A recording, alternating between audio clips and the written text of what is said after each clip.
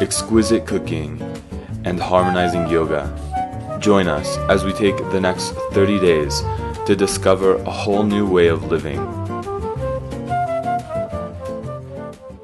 I'm going to be doing today is a simple hip opener. Now, a lot of people ask, how can I make my hips more flexible? The reason being that they want to be able to get into a comfortable meditation seat. Well, this is going to be the beginner to intermediate stage to opening up the hips.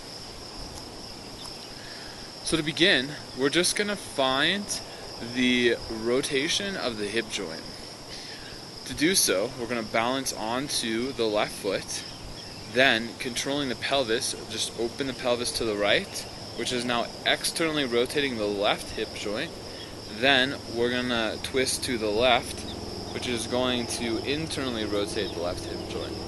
So just move gently, opening and closing, working through the range of the motion within the hip.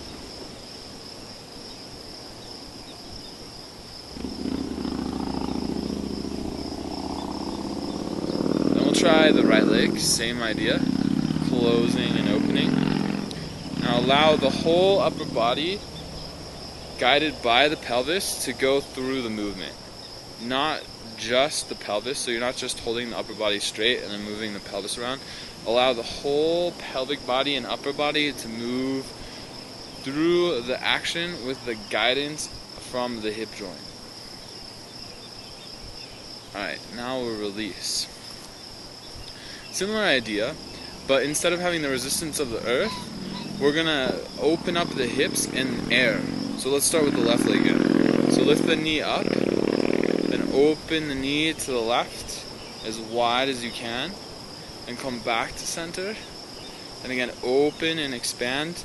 Now this time we're locking through the pelvis. So the pelvis is inactive, and only the leg and the hip on the left side is moving. Now we're doing both the internal and external rotation, or an abduction and abduction.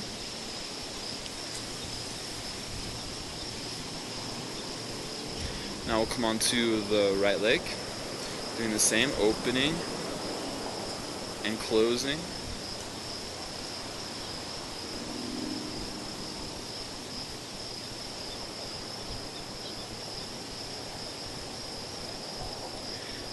Now we've got the hip joints warmed up. Let's just get the rest of the legs so that they're ready for the postures that we're going to be doing. So just roll through the ankles, lift onto the toes, then onto the heels, then onto the inner arches, and back onto the toes. So this is a full ankle rotation. Then going in the opposite direction.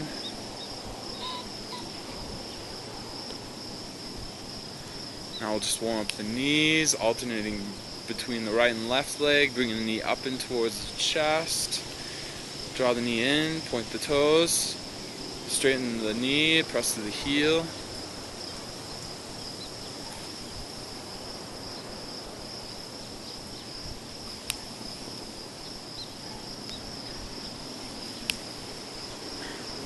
Alright, now our legs are good and ready.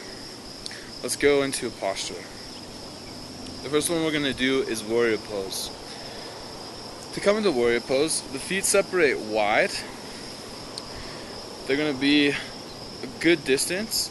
The way that you know that you're in the right distance is when you can bring the front knee, so in this case it's my right knee, over the same side ankle.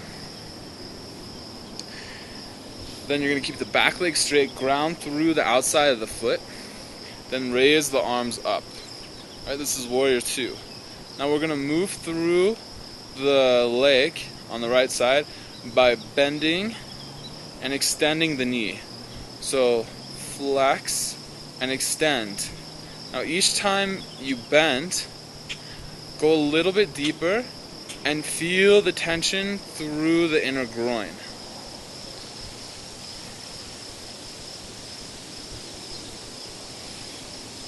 This is a really good hip opener, and the deeper you go, the more you're going to feel it on the interior side of the hip. Now let's go into the other side. So turn the right toes back in, now turn the left toes out. The back foot's going to be turned at about a 45-degree angle, so you're not going to have it full 90 degrees. This will give better placement through the pelvis. Again, arms lift, then again sink down, straighten. Now when you're bending the knee, if it's extending beyond the ankle joint, then you need to spread the legs wider. Depending on your flexibility, eventually we're working towards having a 90-degree angle when we come into the bend through the front leg.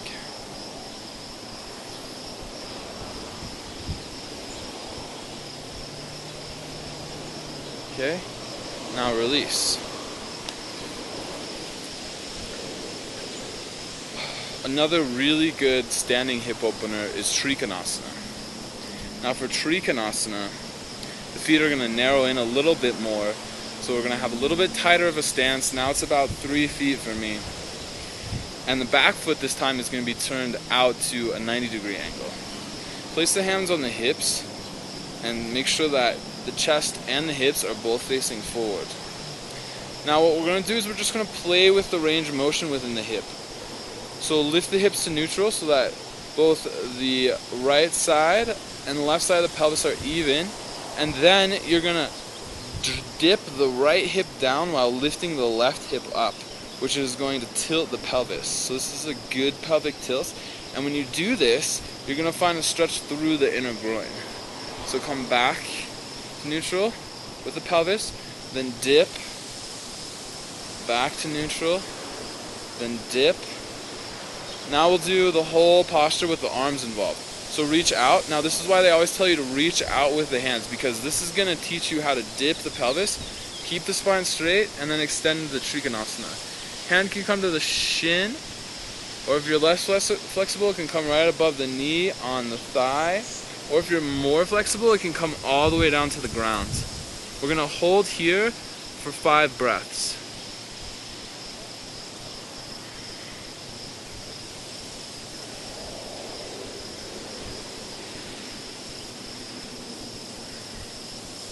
Inhale, raise up, and release. Okay, now we're going to turn the right toes in, now the left toes go out. Once again, square the chest, square the pelvis. Then we'll do the movement through the pelvis first. So dipping the pelvis down until you find the stretch through the inner groin. Then back to neutral. Then dip. Back to neutral. Dip. And now we'll do the full posture. Arms up to the side. Now extend first, reach out. Then release the hand to the thigh, shin, foot, or ground, depending on your flexibility.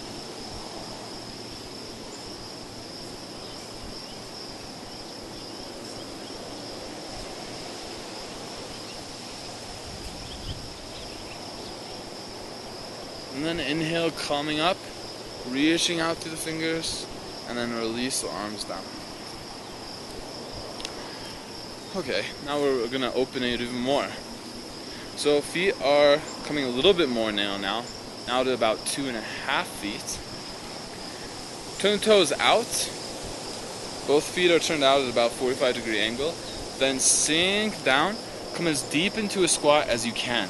Now for some of us who have less flexibility in the hips, we may need to place the hands on the thighs and then just try to open up the hips. Otherwise, if you're more flexible, you're going to come all the way down.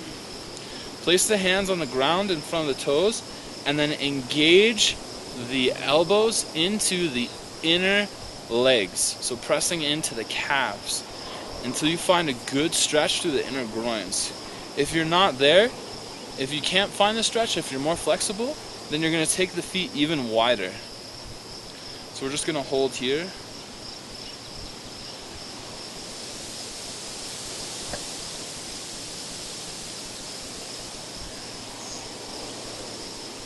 And then release, straighten the legs, and come up. Alright, final hip opener. This one's going to be more intense. So if you have weak knees, then skip this last one, because it's not going to do you good. Legs just separate as wide apart from one another as you can. So we're just going to come into a wide-legged split. The hands release underneath the shoulders. Now if you're more flexible, you're going to be able to come all the way down onto the elbows, and your legs are going to probably be even wider than where mine are right now. So legs wide. Now press the outer feet into the ground and then try to externally rotate the legs. So lift the inner thighs out. So we're going to hold here.